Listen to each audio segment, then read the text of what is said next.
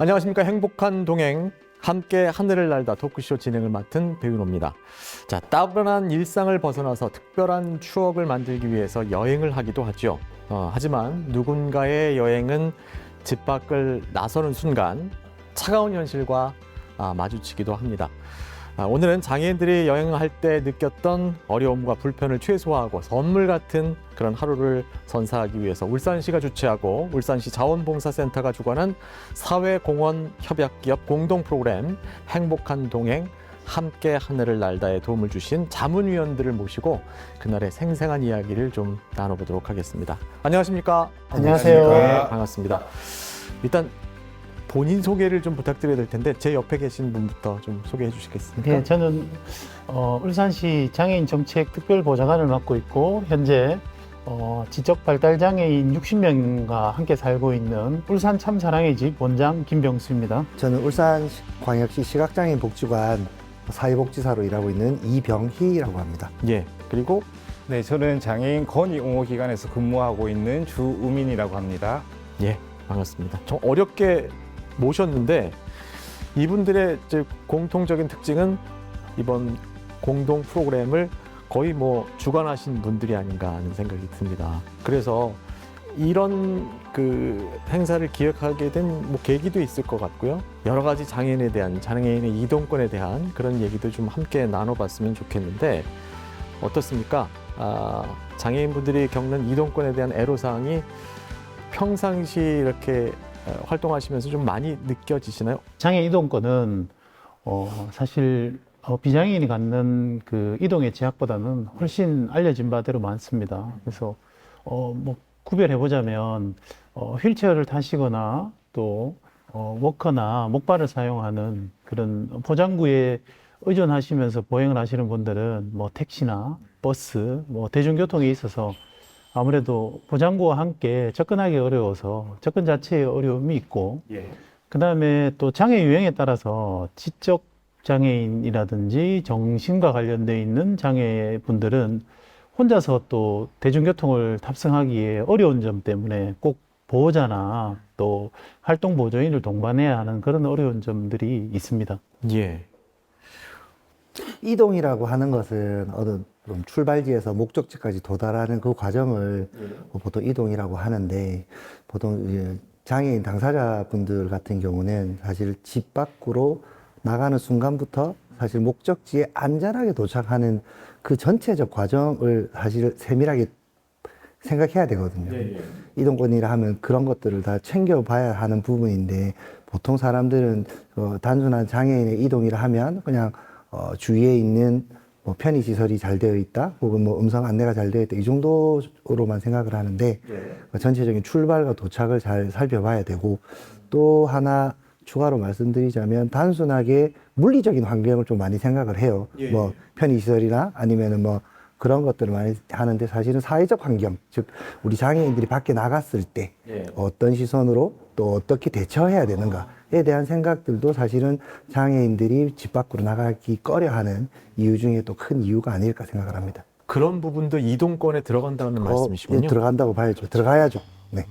또 뭐 빠진 부분이 있으시면 얘기를 좀 해주십시오. 앞서 뭐 원장님과 팀장님께서 얘기했던 부분들이 다 동일한 부분이라고 생각을 하는데요. 저희가 뭐 쉽게 생각하면 이동이라는 게 저희가 뭐 10층에 있는 아파트에 거주하고 있고 제가 다리를 다쳐서 일반 회사라든지 학교에 가려고 하면 분명 엘리베이터도 분명히 잘 되어 있어야 되고 그다음에 뭐 또 다른 이제 이동에 관한 여러 가지 편의 시설들이 있어야 되고 또 교통편도 마련이 되어야 되는데 장애를 가지고 계시고 보행이 불편하신 분들 같은 경우에는 그렇게 누릴 수 있는 일상들을 우리보다 1시간, 2시간 먼저 준비를 해서 늘 그렇게 생활을 하고 있다라고 보시면 될 것 같습니다. 그래서 그러한 모든 편의시설이라든지 이동에 관련된 것들이 잘 되어 있다라고 하면 비장애인분들과 마찬가지로 동일한 시간에 활동들을 할 수 있을 것 같긴 한데 그렇지 않는 부분들이 지금 우리의 현실이 아닐까라는 생각을 하게 되는 것 같습니다. 예. 지금 간단하게나마 언뜻 말씀을 해주셨는데 사실 저희가 단순하게 그냥 생각해서 정말 생각하지 못한 부분들도 지금 많이 얘기를 해주셨어요. 예를 들면 이동권이라는 것에 단순히 그냥 움직이고 불편하고 이런 부분이 아니라 주변에서 바라보는 시선들도 함께 포함되어야 된다라는 말씀은 저도 사실 잘 몰랐던 건데 이번에 좀 많이 알았습니다. 그래서 이동을 하기 시작하면 여러 가지 변수들이 굉장히 많잖아요. 그러니까 예를 들어 주시면 저희들이 좀 이해하기가 좀 편할 것 같긴 한데 약간 뭐 불편한 사항이라든가 우리가 예상하지 못한 그런 불편한 부분들이 있을까요?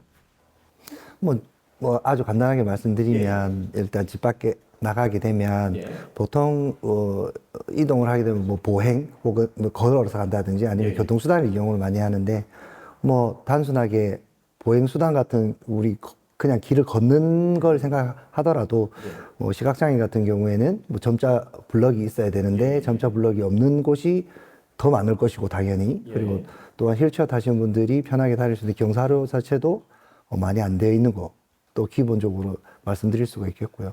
교통편 같은 경우는 단순하게 뭐 시각장애인들의 예를 들자면 버스 번호를 당연히 못 봐서 버스를 못 탄다라고 많이 생각을 하시거든요. 근데 그거보다는 버스 정류소까지 어떻게 가느냐를 사실 고민해야 되거든요. 이제 그런 쪽으로의 어떤 다양한 에피소드들이 좀 많은 편이죠.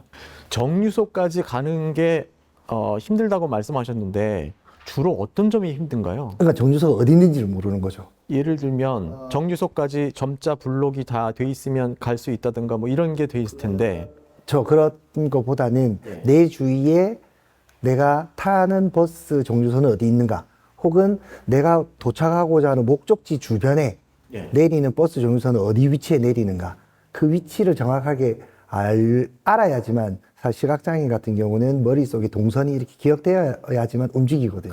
근데 그 동선을 기억을 하기가 쉽지 않은 거죠. 왜냐하면 내가 처음 가는 길에 예를 들어서 뭐 성안동에 경찰청 앞에 간다? 그럼 경찰청 앞에 경찰청 정문에서 오른쪽 왼쪽 어느 정도 떨어져 있는 곳에 정류소가 있는지를 기억을 해야 되는데 초행길은 알 수가 없는 거죠.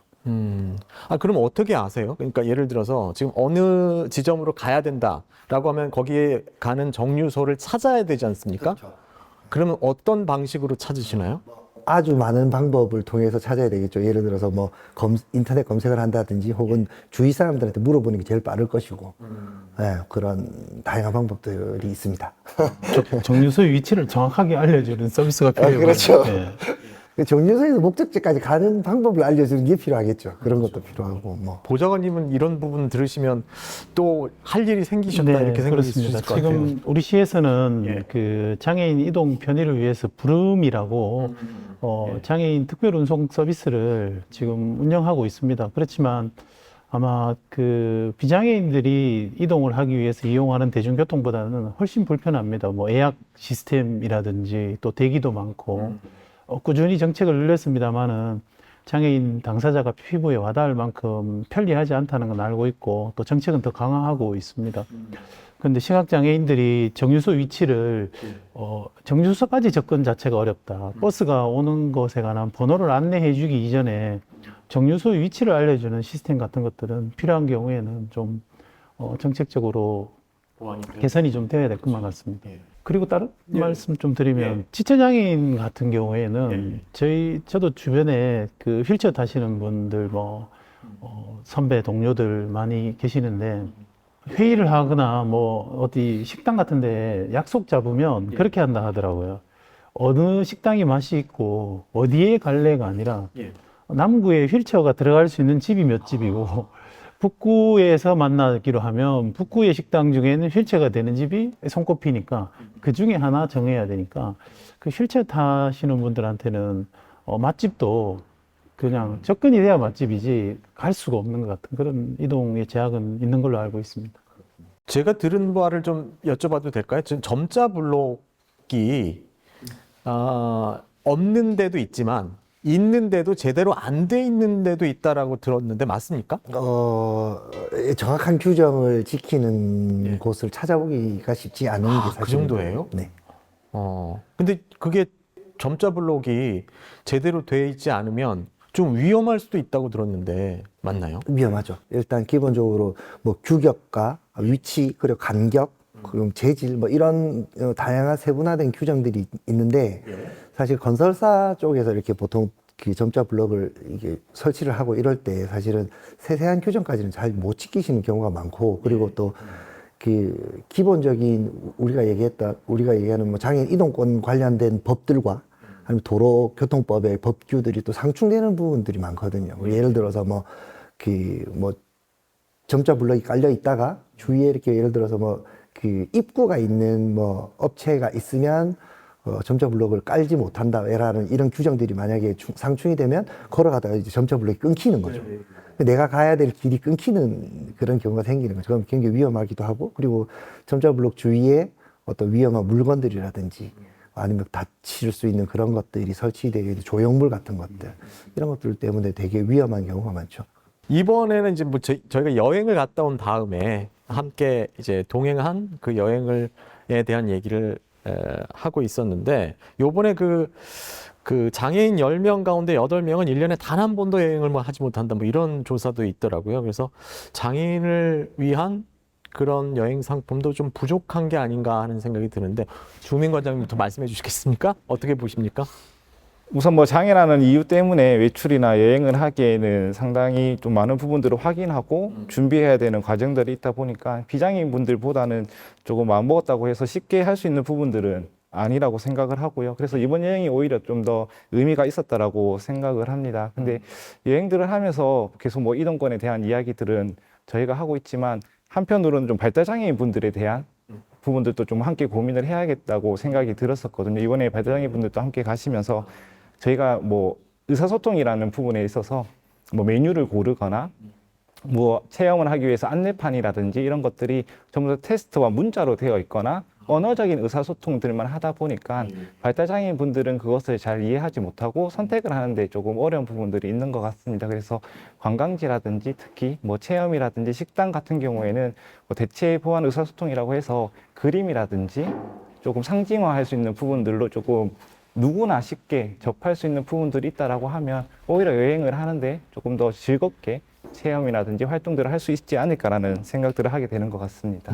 여러 가지 정책적인 면이나 시설적인 면이나 뭐 의식적인 면에서 많은 신경들을 쓰고 계십니다만, 여행을 함께 갔다 오면서 또 새롭게 느끼는 점도 있으셨던 것 같아요. 지금 얘기를 들어보니까. 그래서 이번 여행이 조금 더 의미가 있지 않았나 하는 생각도 드는데, 이번 그 행복한 동행 함께 하늘을 날다 프로그램 준비하시면서 유독 좀 신경 썼던 점이 있을까요?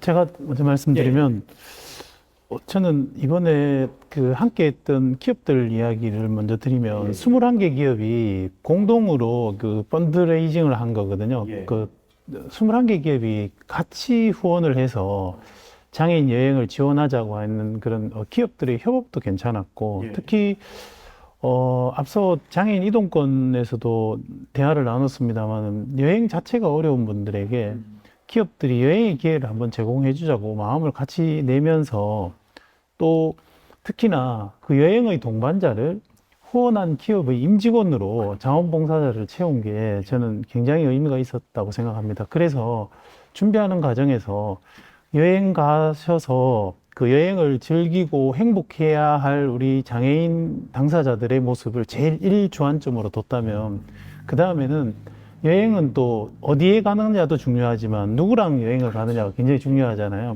그런데 이제 어떻게 보면 처음 만나는 사람일 수도 있고 낯선 사람일 수도 있고 하지만, 그 기부를 한, 그 펀드를 한 기업의 임직원들이다 보니까 그분들에게 먼저 사전에 장애인 에티켓 교육이나 또 휠체어를 사용하는 방법, 시각장애인을 안내하는 방법, 여행지에서 있을 응급 상황에 대처하는 방법 등 모든 교육들을 좀 체계적으로 준비하면서 나름대로 보람도 있었고, 또 함께하는 그 프로그램의 제목처럼 다 함께 하늘을 날다, 그런 데에 포커싱을 맞춰서 행사를 준비했다고 그렇게 말씀드릴 수 있겠습니다. 그렇군요. 실무적으로는 어떠셨어요? 뭐 저는 당연히 편의시설에 가장 중점을 좀 뒀던 것 같습니다. 좀 휠체어가 이용 가능한 뭐 저상버스라든지 아니면 식당이라든지 숙소라든지 뭐 관광지라든지 이런 부분들이 편의시설들이 잘 갖추어져 있지 않으면 이동하기에 사실은 불편함들이 있기 때문에 그런 부분들을 조금 고려를 많이 했다라고 생각이 들고요. 그런데 한편으로는 이번에 또 앞서 얘기했던 것처럼 자원봉사자 분들이 함께 동행을 1대1로 해주셨습니다. 그렇기 때문에 제주라는 곳에 가서 편의시설이 잘 갖추어진 곳만 찾는다라고 하면 사실은 제주를 느끼고 올 수는 없을 것 같다는 생각이 많이 들더라고요. 그래서 이 자원봉사자 분들과 함께 할 때 좀 더 제주라는 곳을 느끼고 또 자연을 느낄 수 있는 그런 프로그램들로 조금 구성을 했던 걸로 기억을 하고 있습니다. 이병희 목재사님은 어떠셨어요? 뭐 특별히 신경 쓰신 거 있으셨나요? 다들 안전 편의시설 이런 것들에 대해 걱정을 많이 해주셔서 저희들은 여행의 또 가장 또 필수적인 요건 중에 하나가 또 경제력 아니겠습니까? 그래서 예, 이번에 럭셔리한 여행, 아까 우리 보좌관님 얘기하셨듯이 21군데의 유수 기업들이 펀딩을 통해 가지고 이 좋은 기회를 마련해 주셔서 최대한 즐겁고 기억에 남는, 특히 우리 시각장애인들 같은 경우는 직접 몸으로 체험할 수 있는 그런 것들로 많이 구성했던 기억이 나네요. 예. 21개 기업이 함께 참여하셨으면 진짜 럭셔리하지 않으셨나요? 최고였다고 생각합니다. 그렇죠. 네, 럭셔리했습니다. 네, 네. 아니 근데 아쉬운 점은 없으셨어요? 아무래도 뭐 제가 말씀드리자면 네. 인원의 아쉬움이 좀 있었죠. 아무래도 좀 더 많은 분들이 갔었으면, 그리고 기간이 조금만 더 길었으면, 이런 공통적으로 갔다 오신 분들이 그렇게 얘기를 하시더라고요.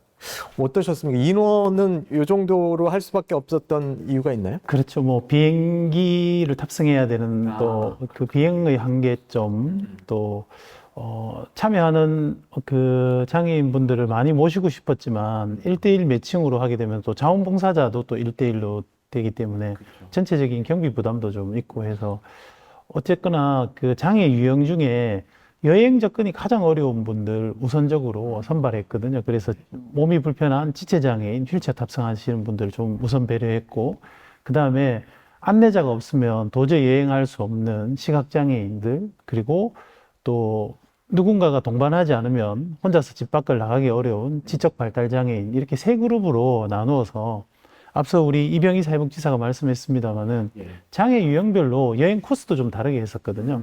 시각장애인 분들한테는 특성상 손으로 만지고 또 피부로 직접 느끼는 이런 촉감을 좋아하시기 때문에 그렇게 뭐 오메기떡을 직접 만들어 본다든지 하는 그런 체험 위주로 편성을 했고, 휠체어 타시는 분들은 늘 여행 가면 가까이 좀 못 내려가잖아요. 멀리서 보셔야 되고 휠체어 접근이 안 되니까. 근데 이번 여행에서는 1대1 동반 안내자가 있으니까 조금 가까이 접근할 수 있도록 하는 프로그램들, 또 우리 지적 친구들은 관람 같은 걸 많이 좋아하니까 관람 위주의 어떤 프로그램 편성하면서 가끔은 우리 여행단이 버스가 만났다가 헤어졌다가 이렇게 됐었습니다. 네.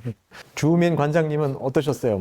좀 부족한 점은 없으셨나요? 뭐 여행이라는 게 늘 아쉬움이 남는 것 같습니다. 근데 저 스스로 좀 생각을 해보면 저는 좀 마음의 여유가 사실은 좀 없었던 것 같습니다. 이게 제주라는 곳에 특별한 곳을 갖고 또 시간이 정해져 있고 자주 올 수 있는 기회가 아니다 보니 많은 곳을 좀 둘러보려고 애를 썼고 뭐 또 많은 것을 하려고 하다 보니까 좀 마음적으로 좀 쫓겼는데, 이러한 기회들이 조금 많으면 오히려 조금 더 천천히 둘러보고 마음에 좀 더 많이 담아올 수 있지 않았을까라는 그런 아쉬움들이 남는 것 같습니다. 가장 개선이 필요한 점, 이동권 관련해서 뭐가 필요하다고 보십니까? 제가 먼저 말씀드리면 하루아침에 모든 장애인이 떠나고 싶은 날 아침에 언제든지 여행 갈 수 있는 그런 세상도 왔으면 좋겠습니다만 아마 그렇게 쉽게는 되지 않지 않겠습니까? 그렇지만 최근 선진국들은 그 유니버셜 디자인이라는 개념으로 도시를 재설계하고 있습니다. 즉 고령화 사회가 되면서 꼭 장애인에 관한 어떤 문제로 이동권이나 편의시설을 바라보는 것이 아니라 나이가 들어가시는 어르신들, 또 뭐 유모차를 이렇게 끌고 있는 엄마의 마음으로 도시 전체의 턱도 없애고 편하게 만드는 그런 유니버셜 디자인의 도시로 만든다면 아마 누구나 다, 그러니까 장애인이 편하면 누구나 다 편한데 그냥 그 장애인 이동권의 문제를 어떤 특정한 사람들을 위해서 우리 사회가 재원을 많이 투자하는 그런 개념이 아니라 모든 사람이 다 편리해질 수 있는 어떤 구조와 환경을 만든다는 관점으로 좀 변화됐으면 좋겠다, 이런 생각을 가집니다. 주민 관장님은 실제로 실생활에서 힘든 부분이 좀 있을 것 같아요. 막 건의도 많이 하고 그러실 것 같은데. 사실은 저도 준비해온 내용이 또 동일한 내용이라서 근데 이게 장애에 대한 관점으로 사실은 저희가 바라보고 장애를 가지고 있는 사람들이 불편하다라고 생각을 하게 되면 그 하나를 바꾸는 데는 사실은 시간들이 많이 걸린다라고 생각을 하고 있습니다. 그렇기 때문에 누구나 이용할 수 있도록 편리하게 만든다라고 하면 그게 어떻게 보면 저희가 생활하는 폭넓은 의미로서의 변화, 환경적인 변화라고 생각을 하고 있고요. 그런 것들이 좀 이루어지다 보면 장애를 가지고 있는 분들도 아까 뭐 어르신이라든지 아이들이라든지 계단이 없는 저상버스를 이용하는 것처럼 누구나 편리하게 이동을 할 수 있을 거라고 생각을 하고 있습니다. 이병희 목지사님은 어떠십니까? 뭐 이런 행사가 더 많아져야 된다고 생각이 드시죠? 당연히 많아져야 되겠죠. 예. 다시 한번 이런 기회가 오면 막 주변에다가 이렇게 권유를 하실 생각이시죠? 당연히 권유를 하고 지금 저희 기관에 대기자들도 많고. 아, 진짜요? 예. 이게 입소문이 나서 예. 한 5년 전에, 예. 4년 전인가요? 처음에 한번 갔다가 이제 코로나 때문에 잠시 하늘에 뜨지 못하다가 예. 올해 갑자기 또 올해 이렇게 하늘을 날게 됐는데 예. 입소문이 나서 왜 나는 안 보내주냐. 왜 그런 항의들도 되게 많이 봤거든요. 정말. 기회가 많이 주어진다면 그분들이 한번 꼭 여행 가실 수 있는 그런 시간들을 만들어주고 싶은 마음이 굴뚝 같죠. 그렇군요. 좀 이런 얘기 들으시면 좀 안타까우시겠어요. 그렇습니다. 2019년에 시즌 1이었고 이제 코로나 때문에 여행을 못 하다가 4년 만에 시즌 2를 했었는데 시각장애인 분들도 먼저 여행 갔다 오신 분들과 또 갔다 오신 분들이 너무 좋았다는 평가가 있으니까 더 많이 좀 확대해 달라는 요구들이 있어서 기업들에게도 좀 더 건의하고 해서 또 앞으로도 더 좋은 프로그램을 만들었으면 좋겠습니다. 21개 기업이 참여했다고 그분들께 그 기업들의 정말 고마운 말씀을 전하고 싶은데 욕심 같아서는 한 120개 기업이 맞습니다. 더 많은 분들과 함께 했으면 좋겠다라는 생각이 드는데 자 마지막으로 이번 행사를 통해서 전하고 싶은 말이 있으시면 한마디씩 해주시죠. 주민. 네, 뭐 저는 이제 우선 이번 여행을 지원해준 21개의 협약 기업 및 자원봉사자 분들에게 감사 인사를 먼저 전하고 싶고요. 그리고 여행을 갔다 온 지가 좀 되었는데 아직 여행을 함께 하셨던 분의 웃음소리들이 귓가에 자꾸 맴도는 것 같습니다. 그래서 이런 기회들이 사실은 좀 더 많았으면 많이 생긴다라고 하면 좋을 것 같고요. 그리고 좀 더 나가서 앞으로 꼭 이런 기회가 아니더라도 장애를 가지고 있거나 누구나 여행을 마음먹으면 나갈 수 있는 그런 환경들이 조금 만들어지면 어떨까라는 생각들을 하게 되는 것 같습니다. 이병희 목지사님 한 말씀 해주시죠. 뭐 앞서서 우리 보좌관님이나 관장님 말씀하셨듯이 많은 기회가 주어져서 많은 분들이 가는 것도 되게 중요한데요. 그 여행을 감으로써 그걸 보는 우리 사회 시선들이 장애인들도 여행을 즐기고 장애인들도 우리와 함께 살아간다라고 느끼면 앞에 말씀하셨던 환경적인 문제 혹은 구조적인 문제도 뭐 어떤 물건을 만들거나 길을 만들거나 건물을 만들 때 장애인을 한 번 더 생각하는 그런 세상이 오지 않을까? 그러기 위해서는 이런 기회들이 좀 더 많이 주어졌으면 좋겠다라는 개인적인 바람을 가져봅니다. 자, 김병필 보좌관님. 네. 예. 장애 문제로 인해서, 개인의 장애 문제로 인해서 그 사람이면 누구나 또 떠나고 싶을 때 여행도 가고 싶고, 살면서 뭐 여러 가지 생활상의 즐거움 중에 여행이 주는 즐거움, 뭐 먹고 좋은 곳도 보고 하는 즐거움이 있는데, 장애 문제를 갖고 계시는 분들은 제약이 많았었거든요. 그걸 기업과 또 우리 도와주시는 자원봉사자들이 이걸 한번 한 번 여행 일정에서라도 풀어주는 계기가 되었는데 큰 울림인 것 같습니다. 그래서 앞서 말씀하신 것처럼 진짜 울산에 더 많은 기업들이 좀 참여하면서 누구에게나 또 쉽게 갈 수 있는 해외여행도 있잖아요. 그래서 저는 더 멀리 상상해 보면 제주도 여행도 좋지만 가까운 또 해외여행까지도 한번 우리 장애인 가족들하고 한번 출발해 보는 그런 날도 꿈꾸게 됩니다. 하여튼 이번 여행에 도움 주신 모든 자원봉사자분과 또 21개 기업의 임직원 여러분께 거듭 감사하다는 말씀 드리겠습니다. 감사합니다. 예, 알겠습니다.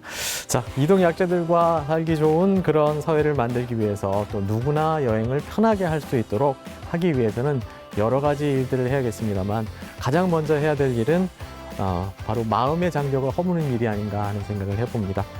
그런 작은 마음의 변화에서부터 우리 사회가 조금 더 발전하지 않을까 하는 생각을 해보면서요. 오늘은 여기서 인사를 드리겠습니다. 오늘 나와주셔서 대단히 감사드립니다. 고맙습니다. 감사합니다.